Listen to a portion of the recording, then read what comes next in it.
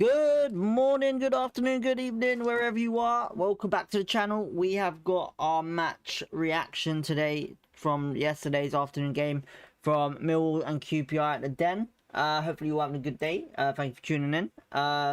Bit late today. I would say a bit late, but some of you think obviously probably that's normal anyway.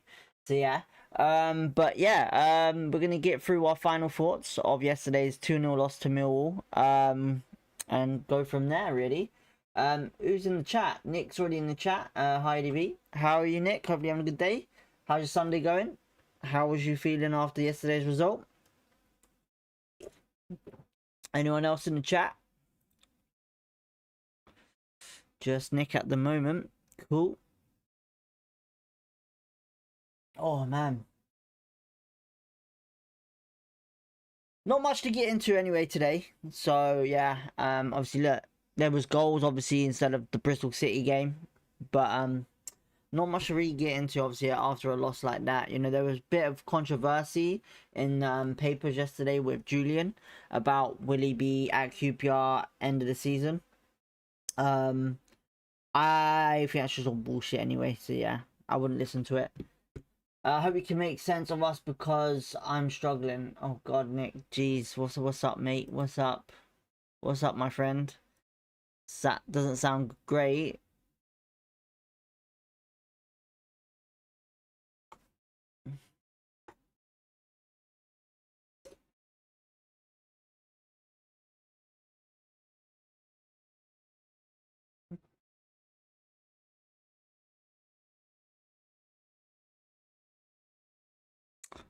What's up, mate? Oh man, I know it's a disappointing result yesterday. I know that, but you gotta look at it this way, man. It's the Den, it's Millwall. You know, we can't underestimate these teams. You know, in the Championship, look, Millwall are up there with majority of the best. You know, I'm very surprised that Middlesbrough have dropped a lot, but that's the Championship for you. We've got to deal with it. I don't see a consistent way playing. Can you got to look at it this way, right? In football, right? It's not gonna take a season to change things, right? You got to remember where we've been throughout the last couple of seasons where we're trying to build a squad, but the problem is if we keep changing managers we can't develop the squad. You know, it's that bad. You know, Marty had a plan, but unfortunately Marty's plan didn't work because, you know, when it comes down to it, if the ownership don't like where it's going, they're gonna sort it out. It's that simple. So yeah, we'll get into it though. We'll get into it. Let's get into what we need to at the moment for now. And that is obviously yesterday's result. So yeah, QPR did lose 2-0 at the Den. Very weird game it was. Millwall was pretty much on top with momentum for the first probably 25-30 minutes.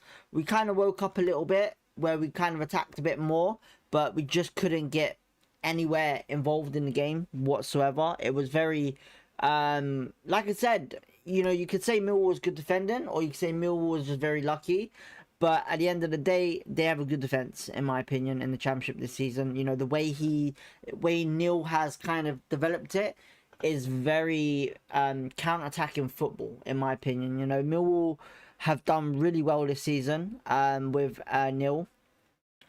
You know, they're not the most possessed side. You know, they don't have, in my opinion, great players. But when you have a tactical adaptation where it works for the squad, and that's what Neil does best. It's not, by the way, it's not Neil Warnock, it's Alex Neil. Neil does best what like Neil Warnock does. He uses the squad he has at the moment, you know, whether it's boring football, whether it's this or that, but they get the job done. It's that simple. You know, they got a lot of height in the box. They use that a lot for headers. They used one great shot. You know, that part there, the first goal, that's on us. For sure, that is on us. Because when that first goal went in, we got to be defending a bit better. You know, Kieran was not... I would say this, every player wasn't even blocking. They were running away from the shot, you know. they weren't great. I'll be honest with you, they weren't great. They need a lot of things to work on in defensive ability, especially with the midfield. QPR do. We were okay. We weren't the first, like I said, the first 30 minutes was shit for us. We were all over the place. We weren't anywhere to be found. You know, it was terrible. But after that, it kind of calmed down a little bit. We looked a little better. I wouldn't say we was great, but we looked a bit better. We did, you know, because after 30 minutes, we kind of pushed on the attack a bit more. We pushed to the pedal. I wouldn't say it was our best attack, but like I said, we were away. You know, when you go to the Den, you struggle. It's that simple. We've struggled a lot of seasons at the Den. Majority teams do. Unless you have a very good tactical plan to sort it out, and you have the players on the pitch at the same time to do it. Because look, Varane and Morgan was lost yesterday completely in that first half. Or completely in the first 30 minutes, as I say. But the defense as well was really bad. You know, Clark, Salt, and Ronnie, they weren't looking great whatsoever at the back. Amadou and Benge, I don't know what he was doing. Like I said, I just don't like his attacks when he goes down the wing, you know, up front. But the left back, Davis, even, you know, he looked okay at times, but, you know, it was just a typical away game. It's the only way to say it, really. I'm not trying to defend them whatsoever, but when you play away games, you got to remember, if there is a plan that a team does coordinately, it's gonna work. It really is, you know. And Millwall did that best for the first 30 minutes, because after that, it was pretty much we was on the attack a little bit more. You know, we ended with 57% ball possession. You know, expected goals is low, and obviously Millwall's expected goals were high. You know, total shots were bad. So when I say on the attack, we were not even able to get a shot in whatsoever. It was that bad. You know, Millwall were doing really well to defend everything that we gave them. You know, and if it got to the point where we couldn't shoot, it was that simple. We couldn't shoot whatsoever. You know, we have top strikers like Kone, Burrell, obviously he's back now. You know, we got this new guy, Sellers out on loan, all that. Cool. There's been goals. I can't sit here and say we haven't scored goals, because we have. We can't dictate ourselves with 1 game, 2 games, 3 games, or whatever it is, you know, because when you play away games, it's going to be difficult whatsoever, unless you're the top team of the season. You know, look at Coventry, for example. They have a game plan to defeat every team. It's that simple. You know, we may have had the worst result against them in the league, but at the end of the day, they dominate teams. You know, Coventry do, and that's why they've won the league, and that's why Lampard's done an incredible job of them. You know, but for us, Julian, for the first 30 minutes, obviously you can see him on the touchline, he's very frustrated, very frustrated. You know, when a manager gives a plan to them, if they're not doing it coordinately, then the manager, you're going to get pissed, 100%. You know, when that second goal went in, Kieran Morgan and everyone went mental. And that's what I want to see. I don't want to see us heads down, fucking, just not bothered like when we played Burnley last season, you know, at home. You knew that was the end of Marty. You knew that for sure. Something was going on. But when you see a reaction like Kieran Morgan, very frustrated, very pissed off the way he was, and some other players was as well, Kone as well. We discriminate Kone a lot, you know, and the thing is, he plays for the badge. You gotta be honest, he plays for the badge. It's that simple. You know, we might say he's not performing well or whatever, but in my opinion, Kone, his reactions on the pitch show us that he's dedicated to the club. It's that simple, you know. I know a lot of people might say I'm wrong, but you have to look at what the players are doing on the pitch as well at the same time. You know, they know they've made mistakes. They know they need to be better. And all they can do is make sure each week out, week in, that they perform to the level that they need to for the fans. It's that simple, you know. But going from there, obviously 2 goals went in the first half, not great. Second half went in, I was very, very surprised, but very, very grateful to see Julian actually reacting very quickly with the subs. He brought on 4 subs straight away to change the game. Burrell came on, Madsen came on, Hayden came on, Steve Cook came on, all at half time to change the game up. he took off, in my opinion, the only player that I would regret he took off was Smith. I think Vale was probably best to take off instead of Smith, because Smith was showing more promising things than Vale. But I get what he was trying to do. Whether he was using 4-2-3-1 at the start, it clearly, the 4-2-3-1 at the moment, I can see what he's saying, you know. He can only pick a formation that works, that he feels best for the squad that he's got at the availability. I can see why the 4-2-3 is not working. You know, the 4-2-3-1 is not working because there's no creativity there. You know, and the defensive ability is bad. You know, when we use this 4-4-2, for some bloody reason, it's working well. It is. You know, some days it's off, some days it's good. You know, but when that's the only thing I'd say. He brought off the wrong player in Paul Smith, but he brought on the right players, if that makes sense. But yeah. Burrell came on, Madsen came on, Hayden came on, Steve Cook came on. Steve Cook looked a lot better than what the hell? What Jimmy and not Jimmy, Clarkson, Ronnie were doing in the middle. When they put Cook on and shifted Ronnie to the right wing, or right wing back I should say, and left the two players in the middle of Steve Cook and Clarkson, it looked a lot better. It really did.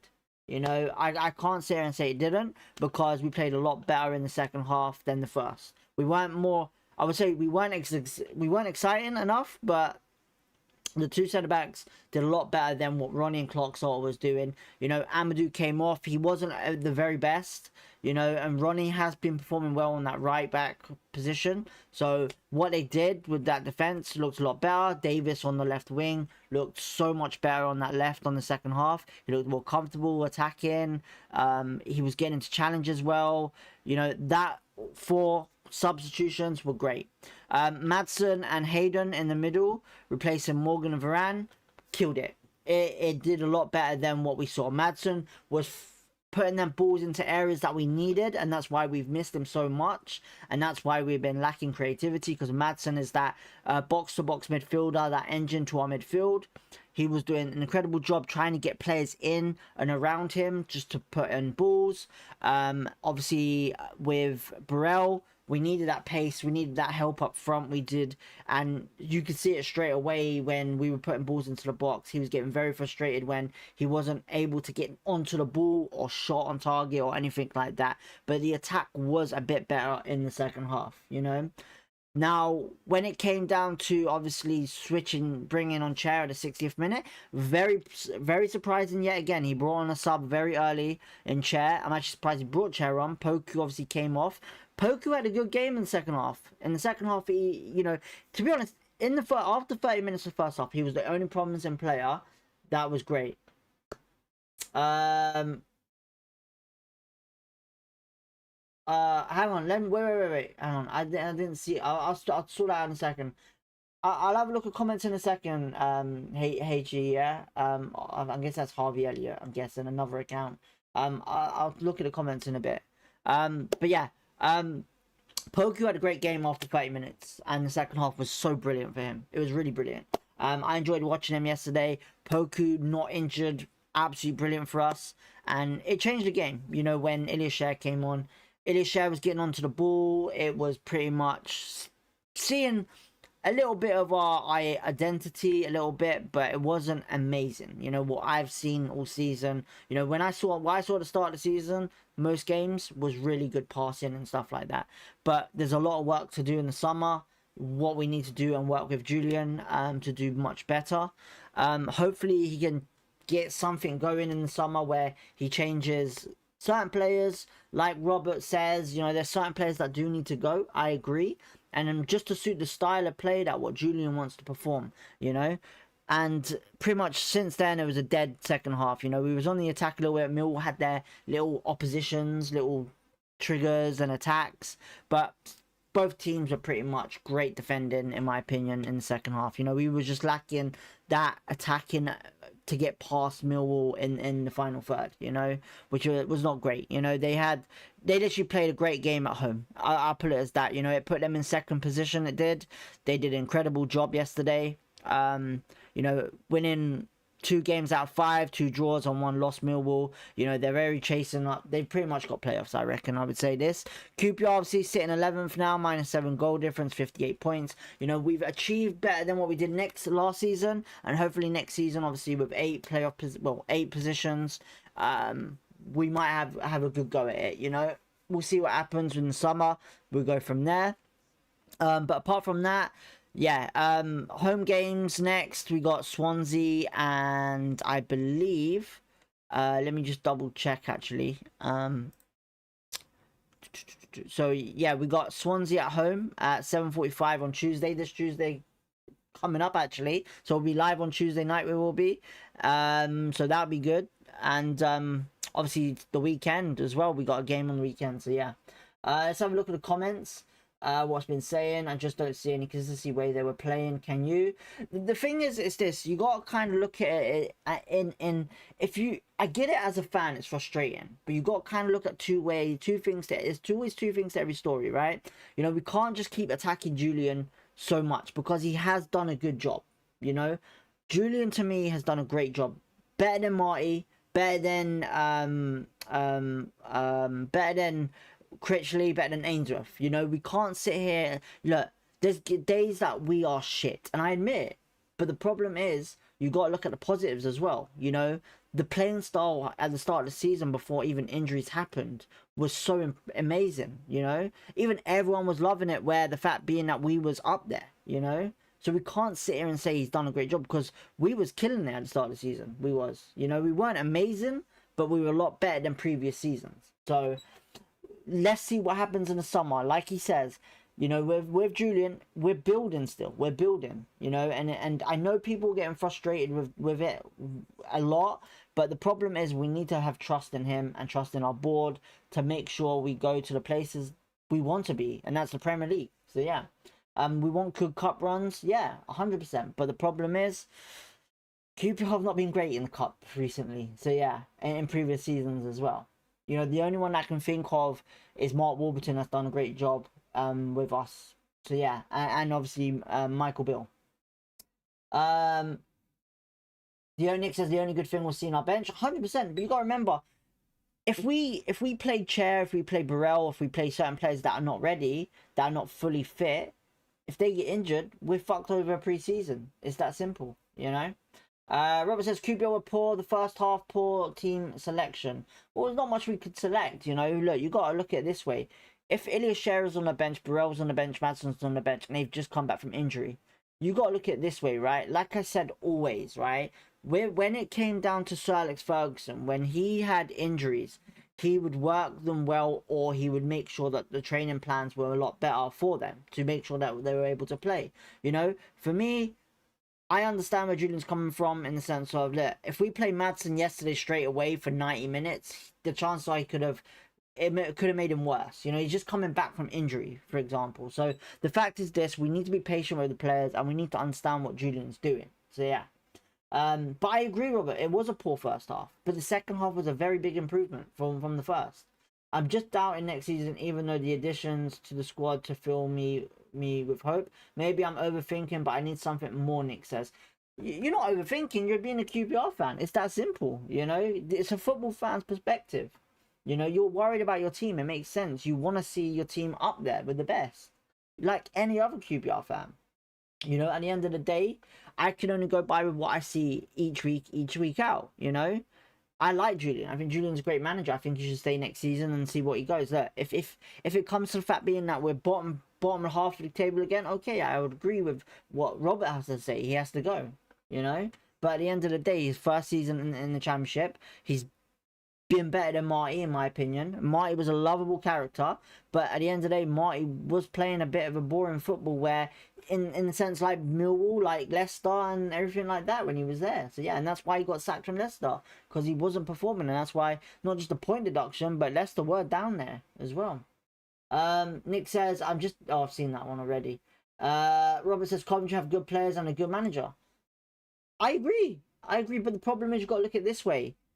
One, we need players that fit his style, Julian's style, and two, we also need to make sure that we're doing what we need to be doing on the pitch. You know, we have good players now, but they can be improved 100%. You always need to improve each week, each season. You know, you can't do everything at once, in one window. You know, it's Neil Warnock. The thing with Neil Warnock is he didn't spend big money.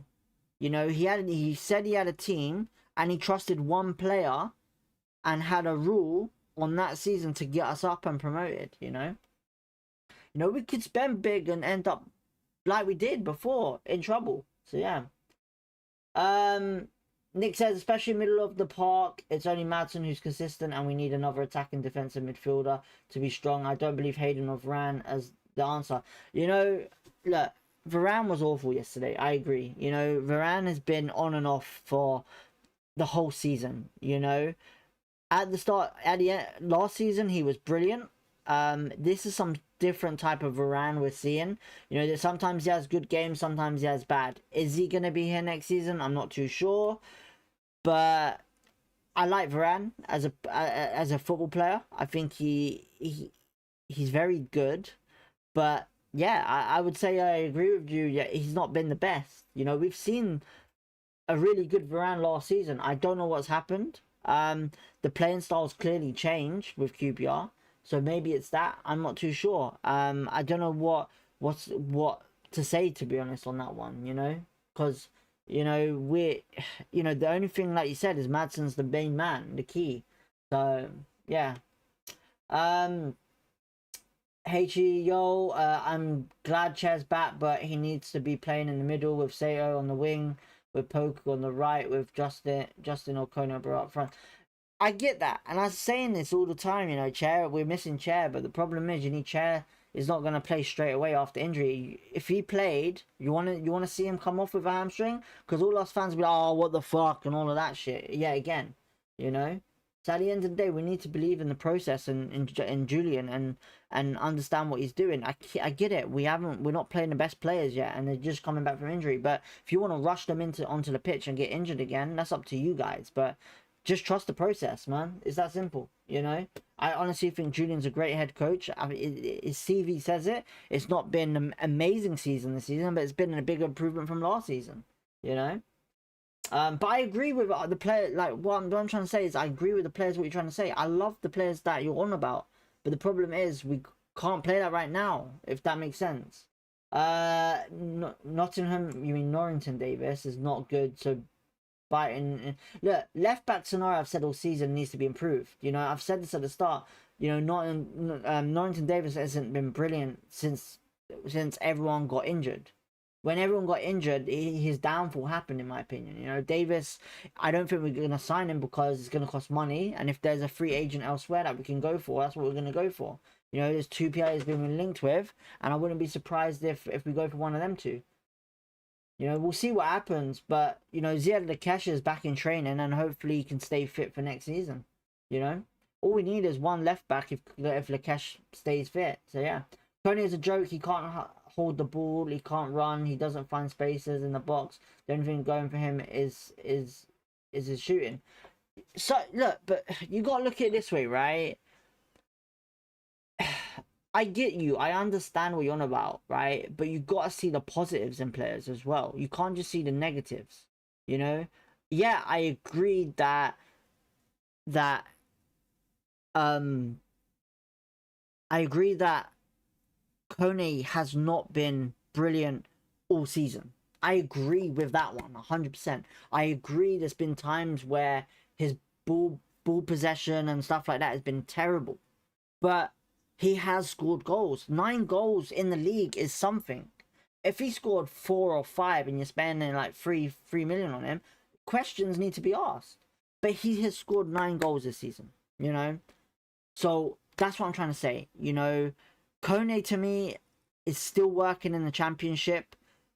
Is he going to be in next season? I don't know. But look, we have a good team. You know, we have a good team, and we need to add to this good team. You know, we're going to make sales. We have to make sales because we haven't really sold apart from Frey and the other guy. I can't think of now. But yeah, we need to trust the process. That's mainly what I'm trying to say. You know, I get people are frustrated with Kone, but he scored 9 goals this season, or 10, or whatever it is, you know?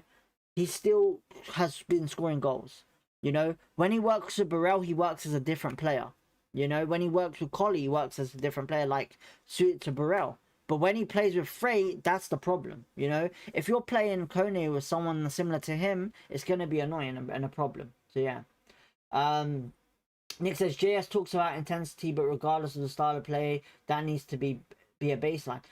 I agree that the intensity part is bullshit. You know, the intensity, you know, at the end of the day, I can't answer that one because I don't know what he's going on about intensity so much. You know, he goes on a lot of words, a lot of big words, I should say, but sometimes we don't see it. You know, consistency, intensity, and intensity, and all of that is something that, in my opinion, a coach shouldn't really be saying constantly. You know, because at the end of the day, if we're looking at a team where they're not doing the job that you're saying, it's not great, you know. So I agree with you on that one. I don't know why he brings intensity. Look, the league is very intensive.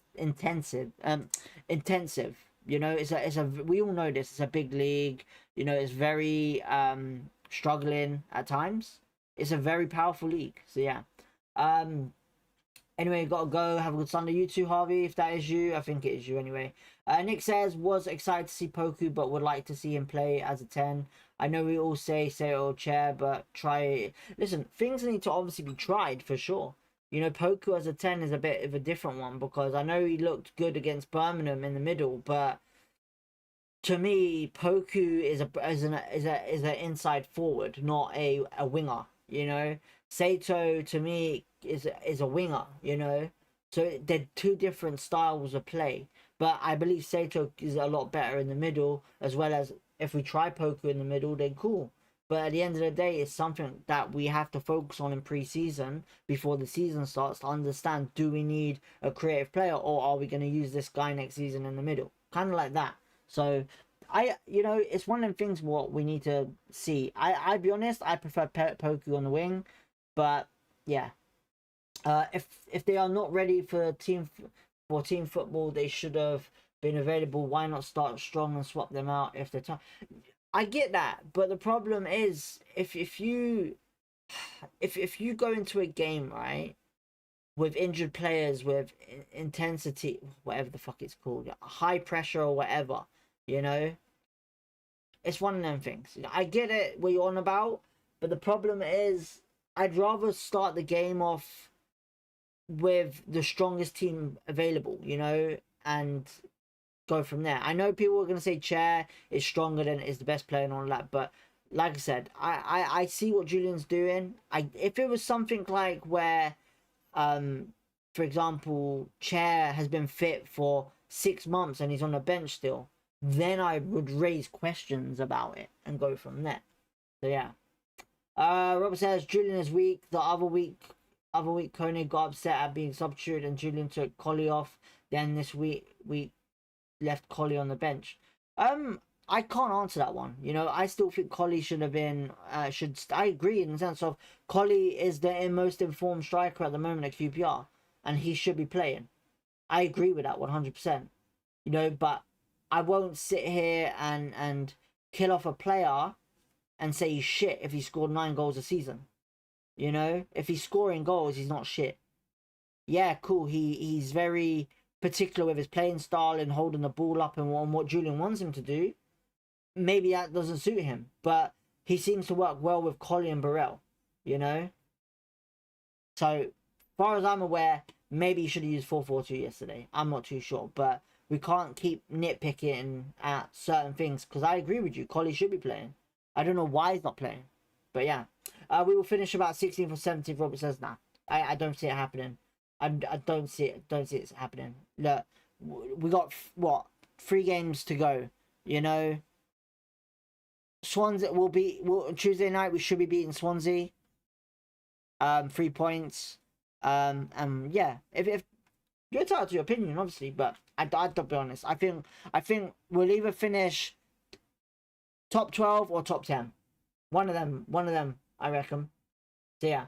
But we can't get relegated, so that's the main thing. You know, more points on the board than last season, so that's good. So yeah. Arsenal v City is on in a second, which I will be watching. So this will be ending soon. Are you saying the team we started with yesterday is our strongest team? I would say it's the strongest team we have available right now. It's our strongest team we have available right now.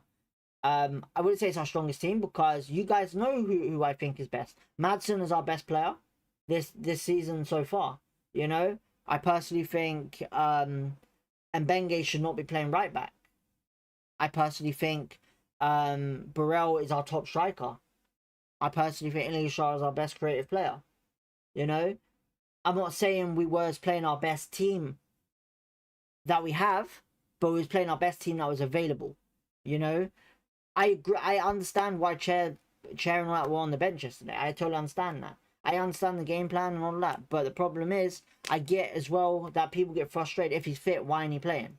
Type of thing. I understand it and get it. But you got to kind of understand it and look at it in a perspective where if he plays straight away and he gets injured, if we're playing... So, for example, if we're playing, say, at home and he... Or whatever, if he's playing a relaxed game where we're sitting back, he probably plays better. Play chair, probably play this player, probably play that player.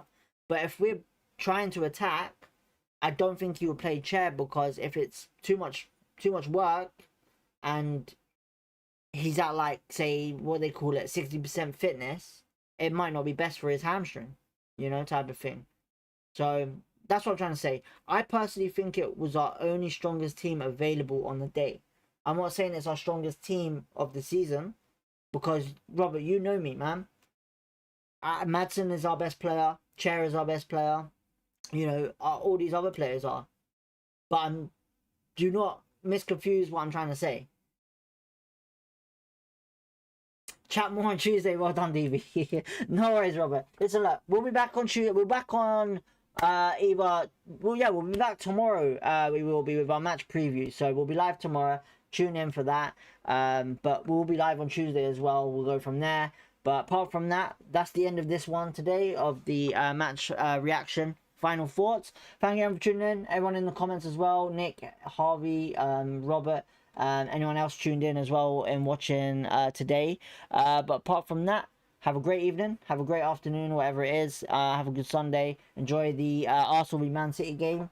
And we'll be live tomorrow. Peace, love, positivity. Catch you in a bit, people.